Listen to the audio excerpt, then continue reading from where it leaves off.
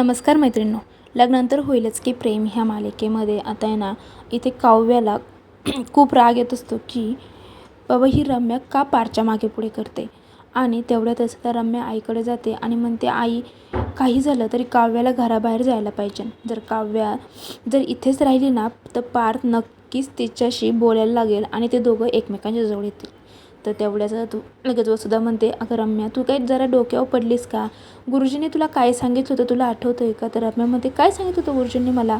तर वसुधा तिला आठवण करून देते की अगं एकदा गुरुजींनी तुला सांगितलं होतं ना की तूच पार्थची बायको म्हणून लग्न मंडपात बसणार आहे, त्याची नवरी म्हणून. तरीही तुला त्या काव्याची भीती वाटते. तेव्हा रम्याला वाटतं, हो खरंच मला गुरुजींनी असं सांगितलं होतं आणि गुरुजी जे सांगतात ना ते खरंच होतं. तर लगेच आता रम्या म्हणते, हे बघ आई, आजच्या आज मी काव्याला कसं घराबाहेर काढते ते. आणि असं म्हणून रम्या तिथून किचनमध्ये निघून जाते. तर किचनमध्ये काव्या इथे ना काहीतरी स्वयंपाक करत असते. तर लगेच काव्या तिला म्हणते, काय गं रम्या कशासाठी आली आहेस? तर रम्या म्हणते, काही नाही, तू काय करते ते बघायला आली आहे. ती म्हणते, काही नाही, माझ्या नवऱ्यासाठी श्रीखंड करते. तर रम्या म्हणते, अगं काव्या तू काय जरा डोक्यावर पडली का? तू म्हणते ना तो माझा नवरा, तो तुझा कधीच होणार नाही, तो फक्त माझा होणार आहे आणि हे विधिलिखित आहे. तर काव्या म्हणते, काही काय बोलतेस? तुझा हात पिरगळलेला तू विसरली वाटतंस. तर रम्या म्हणते, एक मिनटं, तुला ऐकायचंच आहे ना तर थांब. तर रम्या लगेच तर गुरुजींना फोन करते आणि गुरुजींना विचारते की गुरुजी तुम्हीच सांगा की पार्थची दुसरी बायको कोण होणार आहे. तेव्हा तिकडून गुरुजी सांगतात, रम्या मी एकदा सांगितलं आहे ना तू पार्थची बायको होणार आहे.